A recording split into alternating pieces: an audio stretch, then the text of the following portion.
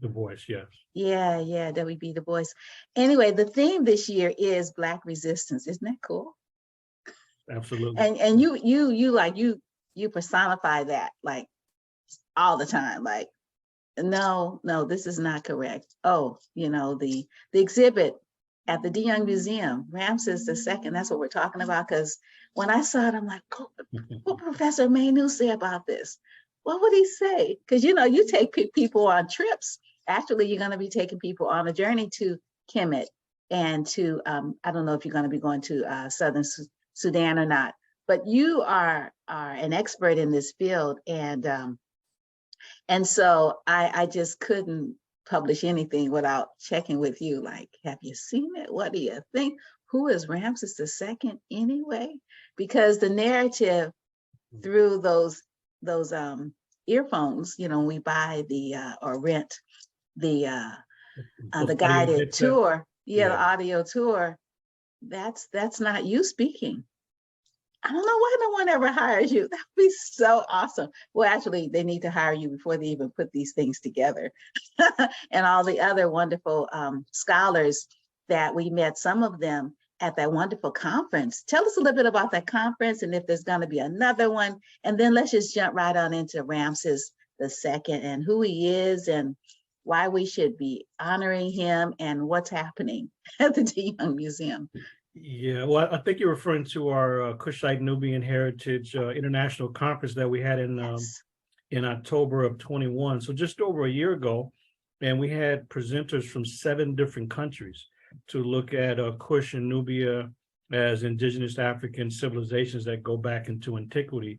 So the conference sponsored by the Kushite Nubian Collaborative, or KNC, we decided to chart an independent pathway to be able to tell our story from our point of view. And so we definitely were able to do that and really speak about the Nile Valley high-level civilizations from an indigenous perspective. So it was great for us to have our colleagues from Sudan, South Sudan, Egypt, but a total of 7 different countries represented. So we wanted to make sure we give voice to those who have been voiceless to a large degree, so that the international audience that we were addressing has direct access to those who are in the trenches, who are the spokespersons for those different communities.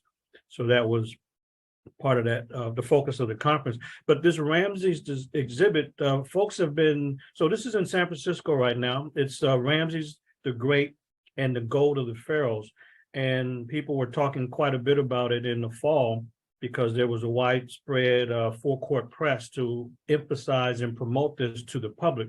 I knew automatically this is part of an overall theme to exploit African ancestors. And so there's been a lot of exhibits now in recent years, starting with the King Tutankhamun mini exhibits that have been crisscrossing and traveling across America beginning in 2005, that there has been a concerted effort to make as much money as possible from the public. In other words, to get people to pay literally record prices to enter into these exhibits.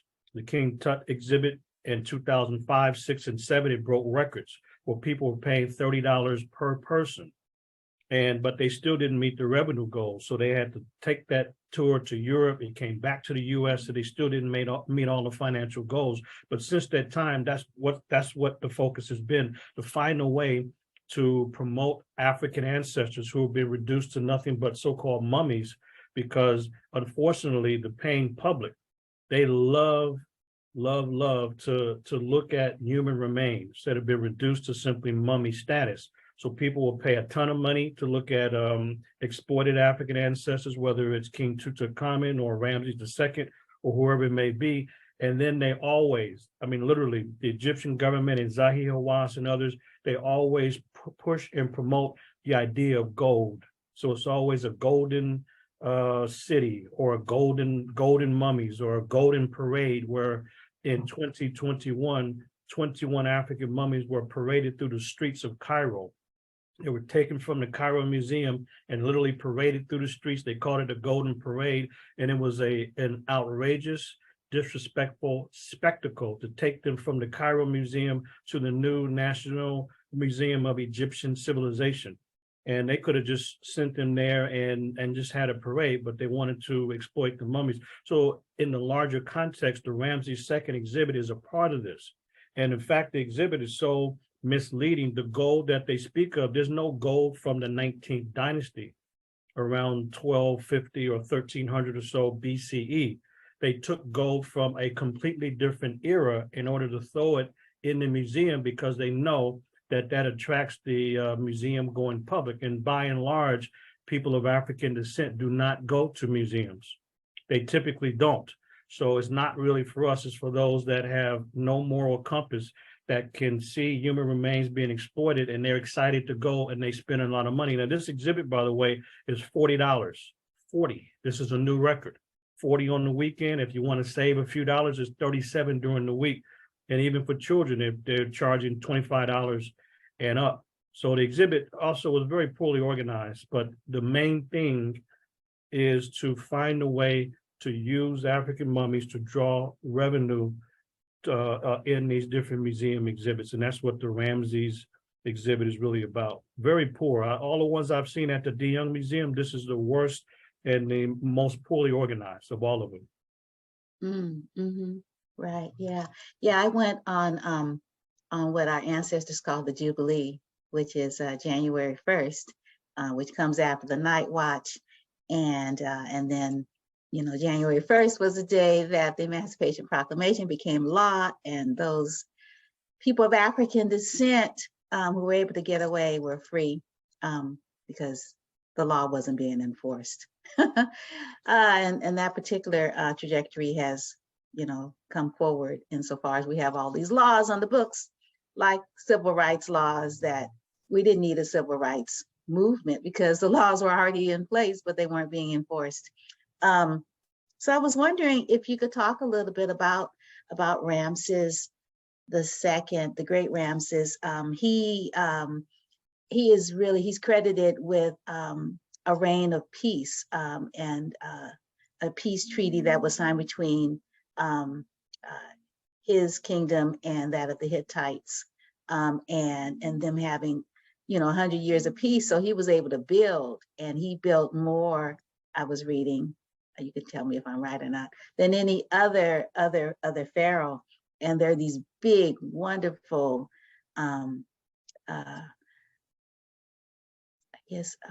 temples, in his honor, and also in the honor of his wife, one of his wives, Queen Nepotari.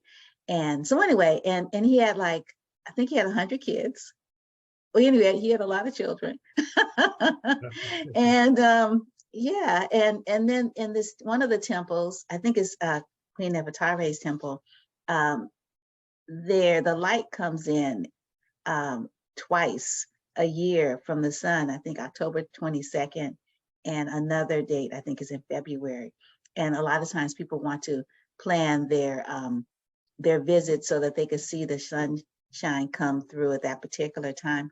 But you've been there, and I don't know how many times you've been there. How many times have you visited this? Well, I've been doing field work since 1990. So what I focus on is not the number of visits, but two things: how long I've been visiting, and when I go, how long I stay and what I accomplish. Because, to be honest, sometimes people just check off a box and say, I went so many times, but what did you do when you were there? How long you were there? So for me, I'll stay for about a month and a half, not simply leading the tour, but doing work in the field, going to pyramid sites, temple sites, tomb sites, and ancient residential sites.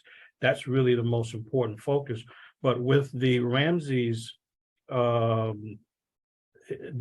legacy of Ramses, one of the things that's most important about Ramses is that he's the single greatest builder, not only in the history of Kemet, not only in the history of Africa, but he's the single greatest builder in the history of humanity when you look at the grand and expansive works of Ramses. And for anybody that knows about Ramses' extensive building projects, even if you take off any monuments where his name is on it where he didn't build, people say he was usurping or taking the credit from somebody else. No, he's not. He is restoring and he's adding his name. But even if you take those monuments out of the equation and you look at what he built from the ground up, you see temples, colossal statues, tremendous monuments. He's the single greatest builder.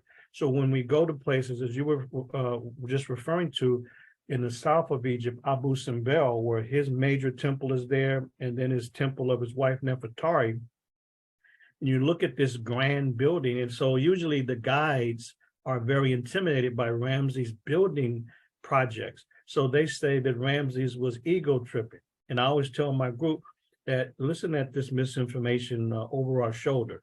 They're intimidated by African men building on that scale, on that kind of level, because of the confidence and the ability to achieve on a level that no one else can even conceive of, let alone achieve of. And so he's not ego tripping. He is building for eternity. This is African manhood at its strongest. So Ramses is the single greatest builder. So when the sun shines into his temple, it's his temple on February 22nd and October 22nd. These are special days, and the only way in which the sun shines at that angle and lights up the four statues in the Holy of Holies, 180 feet in the back of that temple. This is science at its best. And you're right, people flock to Abu Simbel to see the great phenomena.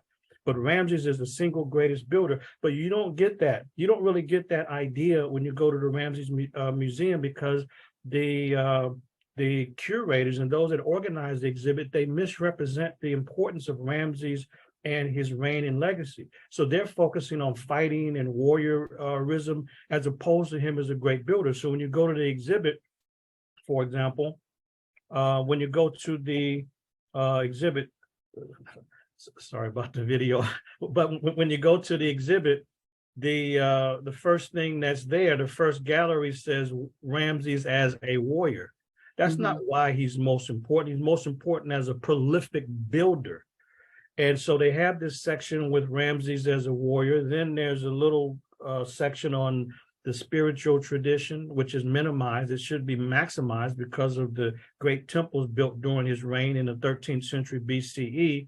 And then they have a little section on Ramses as a builder. And then guess what the museum does? Then they leap again to the warfare and the treaty with the Hittites, and they even have a video that reenacts this. The problem with all of this is that it makes no thematic sense. How do you have a section with him as a warrior, and then you have other sections in between, and you leap back to a section with him in battle? Those sections should have been linked together, him as a warrior and him during the Battle of Kadesh. The Battle of Kadesh ends with the first peace treaty in the history of the world. That's why it's very significant, because other peace treaties after that famous peace treaty with the Hittites was modeled after that original peace treaty. And you're right, there's a reign of peace. So he ruled for 67 years. He's not fighting during that time. So why is that such a area of focus? Because that is the value system and the mindset of the exhibit organizers and curators. That's not the reality of the history. So I went, to be honest, I would not have gone and wasted my time and money, but there were two of the sisters in the community who had youth with them, and they asked, could I please have a private tour and go through the exhibit with them? So I did so, and I was pointing this out along the way, that they have two related sections, him as a warrior and fighting split, which makes no thematic sense. And then they use the videos at the museum to have light skin and white skin Arab types supposedly representing the people in ancient Kemet. And this is completely contrary to the historical record. So when you see artifacts there at the exhibit, you see the paint representing the dark pigmentation of the skin. But at the reenactments, you have people that are many skin shades lighter, because it's all about propaganda. So the exhibit was really laid out in a way to mislead the public on the significance of Ramses. And of course, as I was explaining this to my group of a dozen people, there's always people leaning in, weighing in, and they were asking questions. And by the way, 2 hours, do you think there was anybody of African descent at that exhibit? No, these were mainly, it's for the white public. And so you had a few Asians as well, but mainly the white museum going public. So some of them were asking me questions because the museum was very confusing, was not laid out well. Even the timeline they couldn't get right. And people were trying to figure out, well, where did the Greeks come in? Say, yeah, I know. They don't present it in any clear manner. So I had to explain the Greeks came in at the very end. Everything was already done and over. The civilization had already made a tremendous impact in the world and had already gone by the time the foreigners were coming in, the Greeks and Romans. So I had to explain that to visitors and other things that they were asking. In fact, people even took off their audio headsets to ask me questions because they understood that I was given far more insight and details than the Mickey Mouse exhibit that they had paid a ton of money to view. So it really was poorly organized. And then the gold, for example, the way in which they attract people and in the theme, the gold of the pharaohs, this was not even from the time of Ramses. This was from the 22nd dynasty. He was the 19th dynasty. So the exhibit organizers leaped to a brand new dynasty and century. They leaped to a different century in order to throw in the gold. So the group that I was with was trying to figure out where was the gold. So you didn't see it when I was pointing out a couple of things. That's the gold section. So wow, we miss it. Exactly. It's not a significant part of the exhibit, but they marketed it that way. So anyway, but that's what happens when you go to these kind of exhibits, where if you're not really with a specialist, it's laid out in a way to mislead and misdirect the public from what's really important. Oh, and by the way, one thing too, just last thing I want to point out to show you how things are done. You've got to have a orientation at the very beginning of an exhibit. In other words, you have to have a historical context, meaning when and where. Do you think that there were any maps of Africa to give people the geographical orientation? Of course not. You had a picture of, they had a map of Egypt, and then they had in the map, there was where the Hittites were, like in modern day Turkey, and parts of what people would consider today the Middle East. But there's no real larger context that Egypt or Kemet is in the northeast part of Africa. So if you can't get a map straight, you can't get history straight. So this is the problem when you go into the exhibits, is that it's propaganda from the very, very beginning, from the visual reenactments that have nothing to do with the people from the classical period, and maps that are completely distorted. And so I told the group that you have to go to the last section, literally, you're going into the last section of the exhibit, and there is a map of Africa, but it's so small that I looked and saw that 90% of the people never saw it. So I asked my group, did you see the Africa map? They said, where? So I showed them a picture on my phone, and they were surprised. They said, you know what they said? We didn't see it. I said, exactly. That was the point for you not to see that Kemet is in Africa. And so that's all by design, Sister Wanda. So when I heard from you about your questions about the exhibit and it didn't seem to be right, I was glad to hear from you. And at the time, I was not committed to go with this private group. They had asked me to come, but I know them very well and they've been supporting my research. So I decided that reciprocity is important, and I didn't mind to go to help them and the children to decipher this propaganda. Yeah, wow. So I was wondering if you were curating such an exhibit, to sort of highlight the life of this great builder, Ramses II. What would you highlight?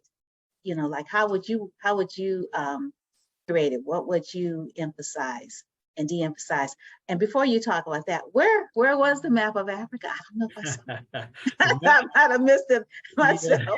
The map of Africa was right after the section when they highlighted the Battle of Kadesh in the first peace treaty. Mm-hmm. So they had a model of the Abu Simbel temples for Ramses and his wife Nepotari. And the gallery after that, towards the end of that next gallery, it was on the wall. And it was not a big map at all. It was a part of it was on the right side of a larger map. And so, I've been doing detail work in museums now since 1990 around the world. So I have a keen eye for these things, but it was not meant to be seen. It was de-emphasized. And why would you have why would anybody have a map of Africa towards the end of the gallery as opposed to the very beginning, so people can understand geographically what area we're referring to? So this is very orchestrated propaganda. And if it's not orchestrated, if somebody said, well, no, they would never do that, well, that means they're ignorant. and they should not have their hands on sacred artifacts, misleading the public, masquerading as professionals. And so I've had a lot of people that have always come to me, including docents at the museum, to say that I remember the Queen, sorry, it was the King Tutankhamun exhibit. A docent came to me. She was a nice white lady. She came and she said, she looked around to her left and right and whispered and said, wow, this is great. I'm a docent, but I'm learning so much. And so she didn't want anybody to hear that she did not know what I know. Yeah, because I've spent, tons of hours meticulously examining millions of artifacts in museums around the world. So I never mind people coming to me. In fact, people were quite nice. And I said there were no Black people there in 2 hours. Oh, I'm sorry, there was the Black security guard. And I asked her, was Trina still working there? One of my old friends from the old neighborhood. And she said, no, I don't think I know it, Trina. But then she said, I'm so glad you're here. I'm really, really glad you're here. And I really learned a lot. So, thank you so much. Because she can hear the difference between what I'm saying and then what others might say as they go through the gallery. The way I would organize it, number one, Ramses, well, first of all, those phony video reenactments, we don't need that.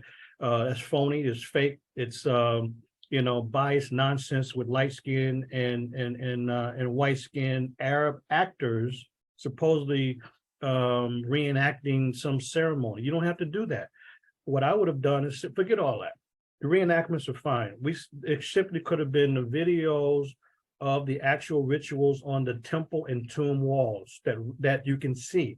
All you have to do is pan the wall and you see the elaborate ceremonies and rituals, and you see the original images and the original Africans who are performing those rituals. So that would have been more important. That's what I would have done as an opening 3 to 4 minute video rather than a phony reenactment, because at that point, the folks in my group were absolutely stunned at the misrepresentation propaganda, where they see, because they were shocked. They didn't expect to be disrespected so early at the opening video before they could see the artifacts. I said, well, sisters, I understand that, but you got to get used to it. This is what the traducers do. The traducers are masters at propaganda and gross misrepresentation, to say the least. So I would have had a opening video to show the ceremonies, if that's what Ramses involved, his family, by showing the actual video footage of the wall rituals and ceremonies and the huge statues and monuments that Ramses built.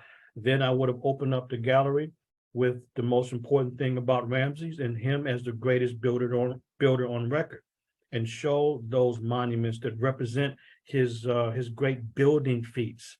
Now, they did have something about a video later about Ramses and the Ramesseum, this temple structure on the West Bank in Luxor, but that was buried in the gallery as opposed to being in the first gallery. So you can see that this man was a prolific builder with colossal statues that are 65 feet high. And then point out the mastery of the stonemasons who were building in limestone, in graywack, in alabaster, and red granite, and any kind of stone you can think of, as well as wood. And they were building to perfection because they were building for eternity. I would have expanded that area. I would have made it first so that the visitors understood that this man is known not simply because of a peace treaty, which does have some value, but because of his prolific building. And then show all of the elaborate rituals and ceremonies that we can see illuminated in great detail during his reign, like the temple of his father, Seti I, in Abidu, or so-called Abydos, where you have the 7 shrines with important rituals and ceremonies. That should have been, after the establishment of Ramses as a great builder, then the extraordinary rituals and ceremonies, that should have been the section of the exhibit after that. But the museum was very poor with artifacts. I mean, very limited. So it was really a poorly orchestrated exhibit where the themes were out of place. They should have been merged in some cases. And then in the middle of all this, they had 22nd dynasty gold. Why does that doesn't relate to Ramses? And then they also had jewelry. Yes, very, very nice jewelry, but guess what? It's from the 12th dynasty. This is a completely different era. This is from an earlier golden age. Ramses represents the third golden age. The first golden age was the pyramid age, where they were building pyramids, building monuments for eternity. Then after 1,000 years, there's a breakdown in government. Then in 11th and 12th, you have the great literary age, so-called Middle Kingdom. And they then had jewelry, nice jewelry, but it's from a different era. That 12th dynasty jewelry does not relate to the third golden age in the 19th dynasty or the temple age that Ramses represent. And by the way, folks, if you look at temple age, that's what the foreigners call the New Kingdom. That's a foreigner idea. As African scholars and as a Kemetologist, we call it the temple age because that's where great temples were being built, not only by Ramses, but his other ancestors and colleagues and other rulers during the 18th and 19th dynasty. So my orientation would have been very, very different than what the visitors saw when they spent all that money to see an exhibit that was misleading, to say the least. Wow. Wow. Yeah. In the way you just laid that out, it would have been easy to follow. Yeah. Wow. But the jewelry was from the 12th dynasty, the wrong place. Oh my goodness. Absolutely. Yeah. Wow. Wow. You know, that's so interesting, you know, this fascination with gold. And I think about manifest destiny and that whole Eurocentric notion of conquering and plunder and building of riches, particularly gold. You know, you think about our gold standard, which we don't have anymore here, you know, backing the money. And they were saying in the soundtrack, a narrative about gold being the skin. And I know you heard that too. And I was wondering if you could talk a little bit about gold as a metaphor. But I really wanted you to spend some time talking about how our ancestors, Ramses II, as well, honored his ancestors. He honored his mother. He honored his father, and in all of the different, you know, deities that are represented. I didn't know that Thoth was Tahuti, because you know they give us the wrong name, and I'm like, oh, okay.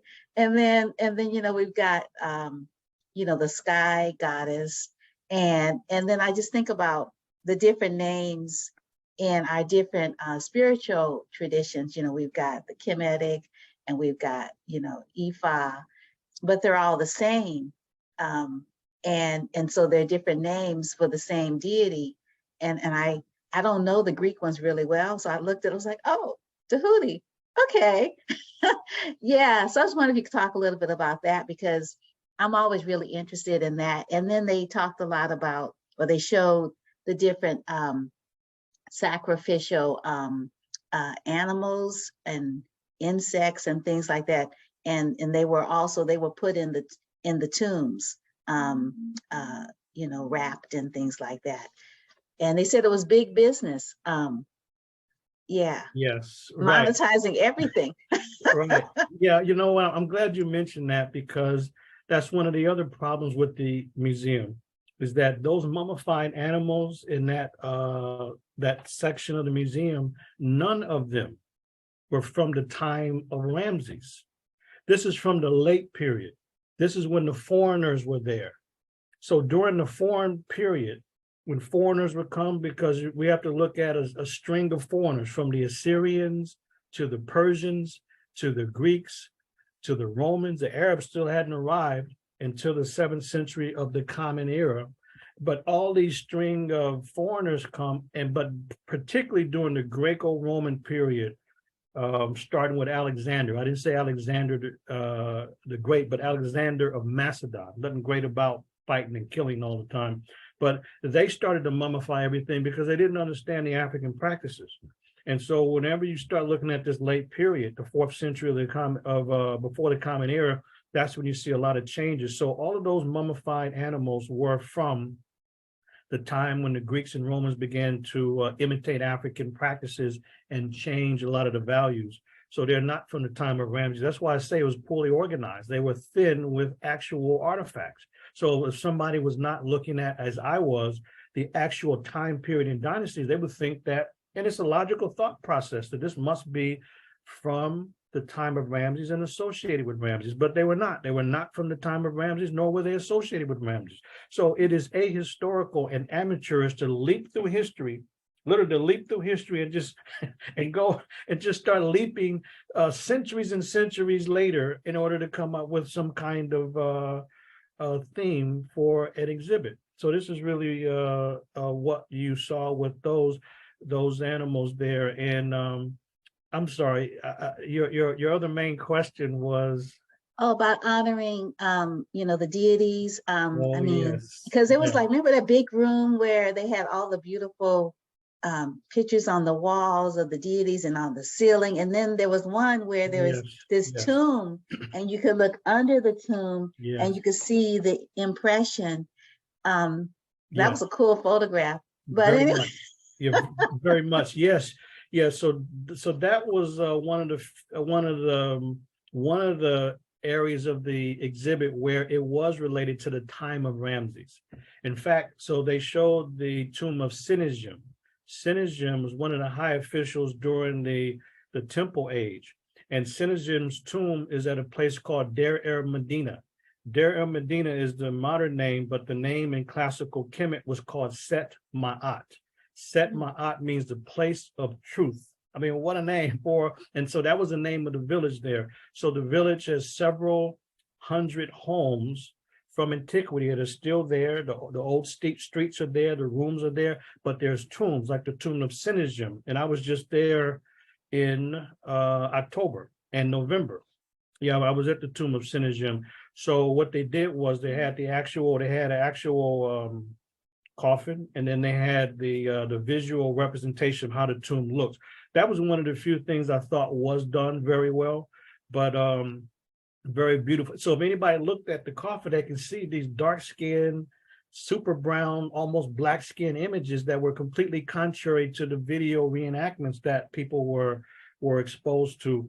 But you're right, the rituals, the ceremonies, that's one of the most important things other than Ramses building that should have been highlighted. And speaking about Ramses and the rituals and ceremonies, there's so many of them. I mean, you can pick the temple and you have Ramses presenting a series of very, very important ceremonies. One of the most important ceremonies, as you mentioned, about honoring the ancestors is at Abidu, or so-called Abydos.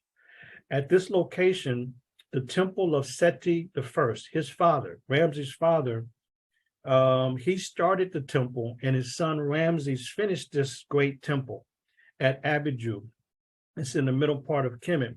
And I always take people, well, my groups, and I'm leading the tour again this summer. We're going to go from June 10th to the 24th, and that's always on our agenda. And so as we go to Abidu, we go to the temple of Seti I and his son Ramses, and there is a gallery. It's called the King Gallery, or the Ancestral Gallery, where you see a statue. These are reliefs on the wall. So you see a relief of Seti I, Seti I as the king who's ruling, and his son Ramses, who's in front of him, and they're performing a ritual. What's special about this ritual is that Seti I has a gesture like this. So when you see a gesture like this, it means that an important announcement is being made. So when Seti is like this and his young son Ramses is in front of them, they're facing 76 ancestors of Ramses and those who were in the 19th dynasty. So this is a ritual where they're pouring libation and burning the incense, and then Seti is telling Ramses to respect your ancestors. And so this is from Dynasty 1 all the way up until the rule of Ramses and Seti in the 19th dynasty, 76 royal ancestors that are being honored. It's one of the most important and special scenes. And guess what? I get excited every time I go because I'm showing people in real time this great gallery where people are honoring and respecting their direct ancestors. And it's a very special ceremony that's being performed. How in the heck does that not become a part of the Ramses exhibit? But that's my point. You have foreigners who are more focused on fighting and killing in battles than what Ramses was really important for. which is this great building and the elaborate and extensive rituals. Yes, you can point out that he was a warrior and so forth, but how does that become the lead story, and then they return to it again in the exhibit because it seems like they were maybe running out of material or things to share, and so somebody wanted to focus on fighting again. But I agree, the battle of Kadesh is important, but it cannot supersede everything else that Ramses has left for humanity. Mm-hmm. Yeah. Well, often in this exhibit, we hear about the love story between Ramses II and Queen Nepotari. And so I wanted you to talk about that, as well as I want to get back again to, these deities. Nut, I believe, is the name of the sky god. Yeah. And just sort of, and his mom, his mom, there's I don't know if it's the real one, but there's a statue there that's supposed to be representative of his mother. So I wanted you to sort of like talk a little bit about that female energy and the God coming in that particular form, and we could start with his mother. No, we could start with his mate. One of many, but she was highlighted, and I don't know if that was propaganda or what. Yeah, I'm glad you pointed it out. So Ramses was very prolific, very prolific with building and also producing as well. So when you see reliefs of Ramses on a temple wall, for example, you see his children and his wife. His great wife was Nepotari.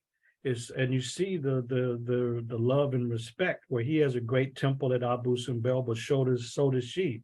So if those that are viewing, you probably have seen this image of the temple of Ramses and his wife Nefertari is right there in the it's right there. It would have been flooded by Lake Nasser, but it's there in the southern part of Egypt, and it's important to go there and see it. But if you haven't seen it, just look up Abu Simbel, ABU, and then symbol SABLE, and then you'll see the significance of Ramses and his work. SIBEL.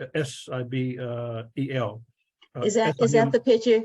That the image that you sent me for my story? Yes. Okay, yes. well, all you need to go is go to wandaspics.com, and we got links. We've got a video of Professor Manu leading a talk in one of the tombs there. You could just have a good time, and then go look further. Yes, you're right. Yeah, you're right. Go to Abu Simbel. You can take a look at Wanda's pics. So yeah, the relationship between Ramses and Nefertari was obviously a positive relationship. She was honored and highlighted. You see this temple in her honor and these huge statues of her along with her husband. So Nefertari was the great wife. You see her with her husband in many different scenes. So her importance is well established, to say the least. And in addition to that, the amount of rituals and ceremonies that take place are very special. So you're right. In the exhibit, there's a coffin there. And underneath the lid, I mean, these lids are made out of granite. These are very heavy lids that no one was really expected to see because they're in tombs. But yet, when you look at the stonemasons' work, I mean, it's perfect 90-degree angles. It's almost as if they finished these coffins with a laser finish, because it's absolute perfection as they carve these. And then underneath this lid, you have Nut, the goddess Nut, who's outstretched with her arms and legs because she represents heaven or the sky or heaven. And many people stopped in the exhibit to take a picture of this because they had a mirror where you can actually see underneath the lid. And they even had a picture of the goddess Nut on the wall. So people, if they didn't look underneath the lid, they can see it on the wall. So that, I would say, was probably one of the other areas of the exhibit that was well done, but it was so poorly organized overall that it takes away. But that was very important because goddess Nut represented sky. She represented not just the sky, but heaven. And in many scenes, not in that particular scene underneath the lid, but you see Nut swallowing the sun.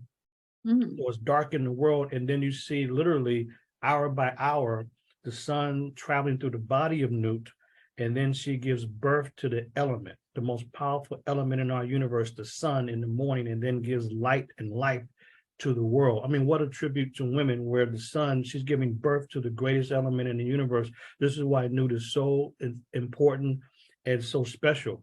But Ramses gave respect to, as was a part of the tradition, not only to the deities, but his respect for his wife, for his mother Tuya. So yeah, that was an image of his wife, his mother Tuya, who's the wife of Seti I, his father. So his mother and father. How come they didn't have a scene where both Tuya, his mother, and father Seti were together? You see how these people think? It doesn't make sense. Why wouldn't you put artifacts of his parents together? They weren't divorced. They weren't split up in any kind of way, but they're split up in the museum, so you don't get a sense of the strong family foundation that Ramses came from because of the disjointed way in which the museum was set up. And that's what I always point out to people, is not just the artifacts, but look at how they're being organized to give you a particular idea. So you never get a sense of a strong African family the way they separated the artifacts. But yes, Tuya was definitely his mother, and Seti I was definitely his father. And he came from a great tradition of African rulership, but you don't get that sense in the way that they presented it. But certainly the women in the reign of Ramses and his father were highly respected during the Great Temple age. Yeah, well, what I was talking about specifically around his mother was that particular statue, because in the narrative on the statue, it said that sometimes statue will be repurposed, like it really wasn't his mom, but they renamed the statue. And so I was just wondering, was that an image of his actual mom, because she looked more like me, like she looked, like a sister, as opposed to someone of mixed race heritage. Well, see, yeah, but none of them were mixed race. The issue that we find, and I pointed it out with the group I was with, is that you have the ongoing problem of DeAfricanization. So with all of these areas, it's the same dirty hands, where you have the hands of modern man that's literally stripping the paint, from the artifacts, whether they're reliefs or statues.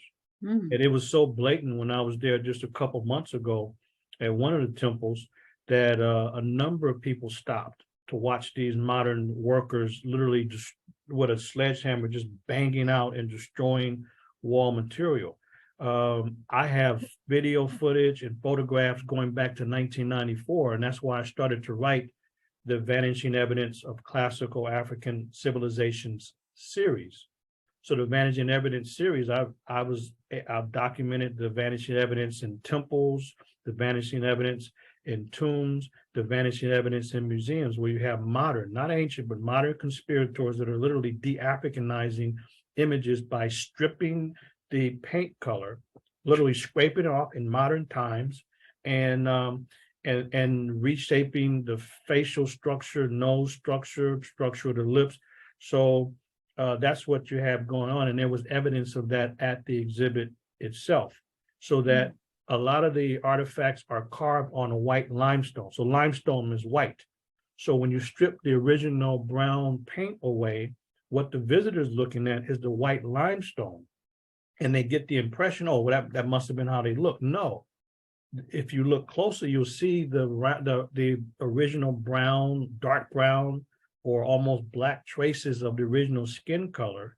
If you don't just take a 2-second look and move on. No, take a close look at it. You see the paint all around the face? So they strip it, and that's what happens. So when statues are repurposed, the Egyptologists will want to say, oh, it was repurposed in ancient time. No, it's also restructured in modern times as well. So I believe the statue that you're referring to you, that is his mother. Okay. And of course, they did repurpose monuments and blocks and stones, and they reused them. They reused blocks. Why would they go, dozens of miles away or 100 miles away to quarry for rocks when you have rocks? Because things are sometimes in ruins. And when they're in ruins, they certainly did repurpose images. So that is an image of his mother for sure, Tuya. And but I did notice that there had been some modern scraping.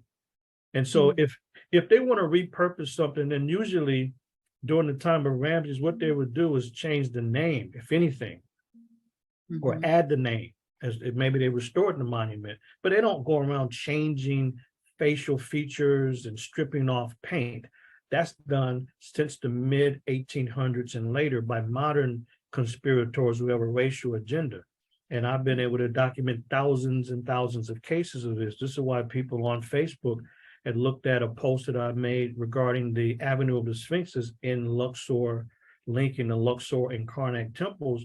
And this is supposed to be a 1.5 mile long avenue that's restored from ancient times. They removed buildings and homes, and some of the people are not happy that they had their houses moved so they can restore this avenue. But if you look at the statues of the Sphinxes and the faces of them, this is where you have the dastardly criminal activity that has and continues to take place as this avenue is being restored. So that's what people have to be concerned about. So, but that particular statue is his mother, and the repurposing would simply be them maybe changing or adding a name to it, and not simply involved with theft as it's being presented, or to strip paint color to de-Africanize. No, that's a modern issue.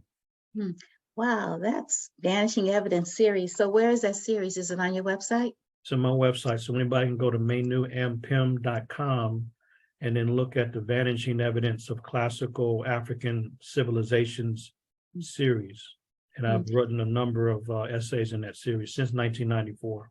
Oh, that's excellent. I'm really happy that you're able to document it, because if no one documents it, then, you know, people could say it never existed, because there's no evidence of it. Correct. Wow, that's good, important work. So I know we're going over. We didn't know we could fill this time, but we are, because you are like such a rich resource, and I'm so happy you belong to us. Yes. They said a lot of times in the soundtrack that I purchased, the audio tour. How much was that audio tour, by the way? How much did they charge for that? Do you remember? Gosh, my friend treated me. It wasn't $40. I'm thinking maybe 10, 15. Okay. If you were a museum member, you got a discount. Okay. Yeah. But the whole idea of you can take it with you. You know, we think about how we're more than our flesh, you know, like the flesh is a part of the earth. You know, we come from the earth and we return to the earth, but we don't die, you know, because our spirit, you know, is bigger than the body. You know, it just lives here and moves through this body. And so the whole idea of having, you know, tombs and preserving the body as they are preserved, and then putting in the tombs, you know, what the people who are buried, let's say the pharaohs, would use in their day-to-day.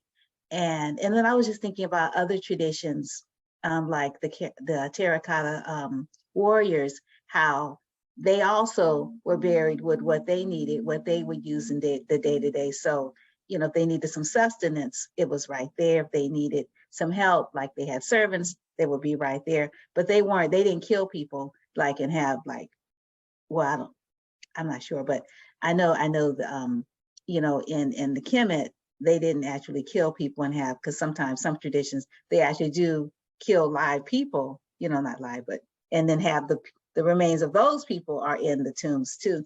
So I was wondering the whole idea of a reincarnation and the thoughts around, you know, sort of why such buildings, such temples. Was it because these ancestors believed that there will be another life after this life?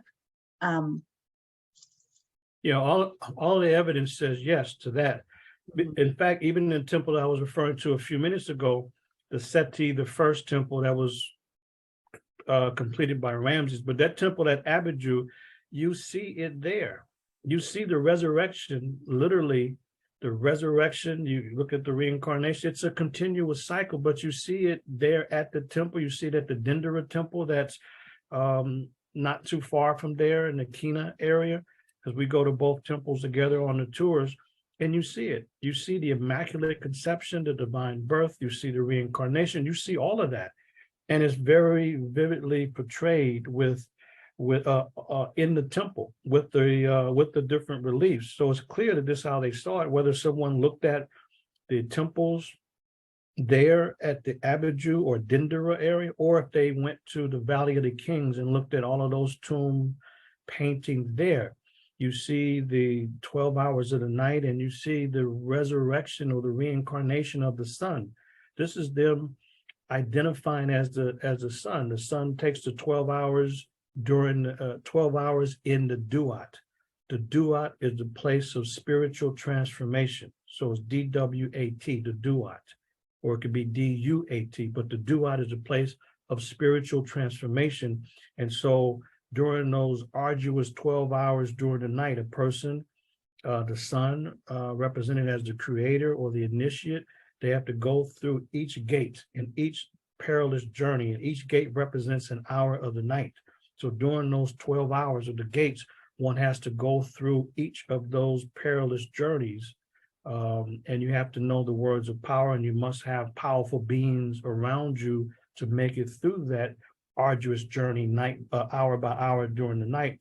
And you see that the sun, they always present a positive view. So the sun emerges in the daytime and represent life and light. And that is their presentation on the reincarnation and resurrection. And so one is to become like the light, and to identify with the light, the sun, or the sun. They're not worshiping the sun, they just see the sun as the greatest power in the universe. So they're making some analogy there. But certainly this idea of reincarnation and rebirth is demonstrated in great detail in a number of different tombs and temples. Mm-hmm. Yeah, I was really, really happy to see, Harun represented, reference, and, of course, Set, his uncle, and I didn't see Asar or Set, but maybe I missed the reference. So wow, this has been just really fascinating. Gosh, I really like to learn more about the Duat. And have you written about that too? I have not written extensively, but I've done workshops on the spiritual tradition in ancient Kemet. So if anybody wants to be in on that, they can inbox me there at Facebook. So send me a direct message, or you can simply check me out and reach me at Manu Ampim at Gmail, because I've done workshops, but also I have Sister Wanda a primary research workshop, a couple workshops coming up as well. So it's on Africana studies and primary research. And so it's a 3-part series. We did the first one on January 9th, and there's 2 more parts to the series, February 6th and then March the 6th. So the February 6th primary research workshop is on museum. It happens to be on museum research, literally. so yeah, it's on museum research on February 6th, and then the third and final part of the series on March 6th is on research in the field at the archaeological sites. So I invite people to check out the series, and you can see all of the details on Facebook, or message me at manuampim@gmail, and then we'll be glad to email you the whole seminar series, and people can register, because it's about writing, but it's also about teaching live workshops as well. Right, yeah, and your and this particular series is online, right? Like people. It's online. Yeah, it's online, so make people it easy. can. Yeah, it makes it easy. People can register and chime in from anywhere in the U.S. or international. We had a first session was a very good session. A lot of people from various parts of the country, and I think we might have had one international person as well on the one that we just finished. So people are welcome to register and sign up, and they can go to advancingtheresearch.org and find out, or just contact me directly. We'll get the information out.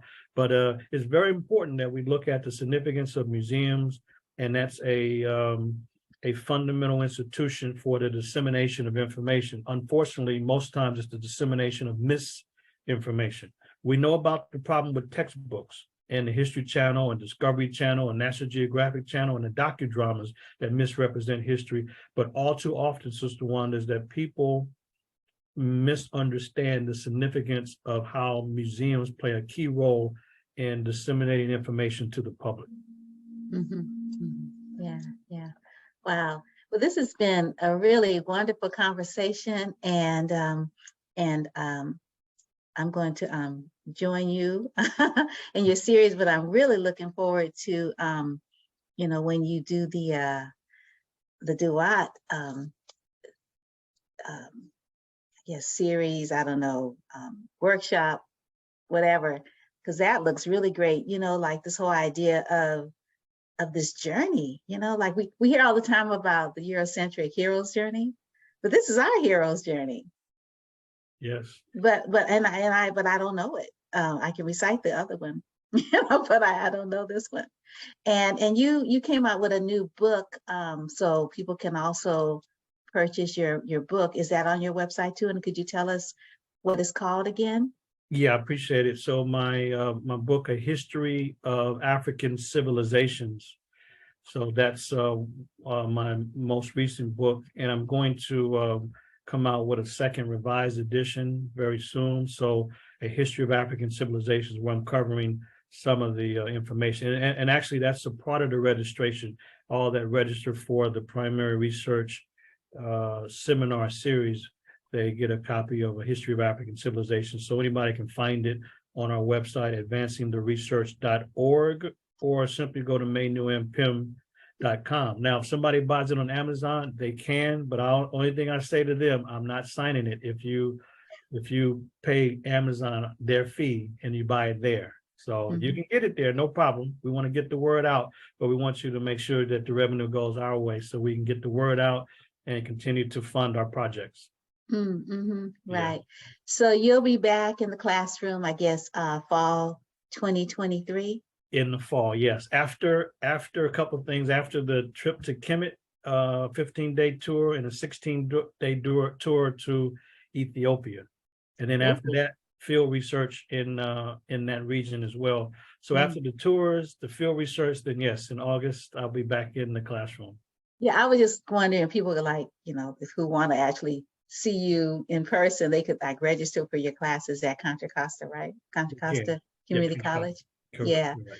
Yeah. And are your tours full? Like, is there room still, people who might want to join you in the summer this year? There's still room on the Kemet tour, June 10th to the 24th, but the Ethiopia tour, 16 days, so it's longer than other tours. June 25th to July 10th. Now, the Ethiopian tour is limited to only 15 people because one of the airports, they have limited flights. So we have to limit the Ethiopian tour to just the first 15 people that actually register. Not say they want to go, but actually register because of the limitations of going in and out of the airport. So people should contact us if they want to have a real experience in Africa and learn from an inside perspective this summer.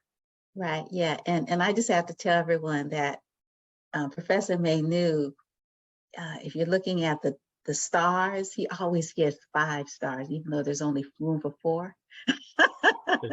Or 6 stars, and there's only room for 5. Everybody just loves his tours, and they just tell me, oh my goodness, it is just so dense. Like it takes them so long to like, okay, I'm back in America. Now I need to like, what did I see? Like they try to they have to sit with it to like let it like come down into their person because it's just so dense, all the material. And some people, they go more than once because they go more than once, and we already have multiple people from this past summer who's already on board and signed up for the summer of 2023. Yeah. Nice, nice. And how young has your youngest person been in all your tours, and how old is the most elder in your tours? I appreciate it. The youngest ever was a 7-year-old Chris from Haiti. His whole family came. They live in Florida. So he was 7, his sister was like 11, and the parents came. Chris was very sharp. He hung in there. He was with us the entire time. And then we've had elders, in their 80s that have gone. This past summer was Brother Willie Robinson. So Brother Willie, if you're looking, you set the pace. He had his elders came, but Brother Willie did not miss anything. He went into all of the temples, not temples, that's just straight, but he climbed in all of the pyramids and climbed in the tombs and told everybody that I'm doing it my way. So back away, I got this. And he set the example. And Brother Willie's in his 80s, and he led by example, literally. Even when I said, okay, brother, you all, if you want to make it happen, let's go. But if you want to rest or sit this one out, no issue. Willie was right behind me, the elder. So yeah, it's no limit. There's no limit. If people are willing to learn, then they can join, regardless of age or physical situation. Doesn't matter. Yeah, I think from one of some feedback was that if you know you're going to be going on one of these tours, because it's not until June, this is January, you could start, preparing your body, by doing some kind of regular cardiovascular work, as well as, other types of work to build your body, because, it's a different climate and it's a different level of exertion, and you want to have fun. So, yeah. Absolutely. Wow. It just start a walking regimen, So yeah, you're right. Absolutely right. So you can get the full experience. If you don't do that, okay, fine. You could still learn. You'll be excited. But if you want to do like Elder Willie and go into all those special places that no one else goes to, because it's like researchers know about some of these places and the average guys are not necessarily aware, then just start a little bit of exercise so you're at full strength every day, all day. Right. Yeah. Wow. Well, thank you so much, Professor Manu, for this freewheeling, wonderful conversation. Oh my gosh, I can hardly wait to watch it again. and either in person or or afterwards in a recording, taking advantage of this wonderful series that you have put together, the one that was June 9th, which was just recent. I guess it was Monday, and no, January 9th. It was last week. Yeah, and then February 6th is coming up, and then March 6th. Are these Monday evenings? Yes, they're Monday evenings. They're like 4 o'clock Pacific time and 7 to 9 Eastern time. Correct. Yeah. Right. Cool. Yeah. Well, keep up the great work. Appreciate it. Appreciate it, Sister Wanda. You've been consistently moving forward, so we appreciate your work and keeping the community informed. So I appreciate you as well. Oh, you're quite welcome. You take good care. You too. All right.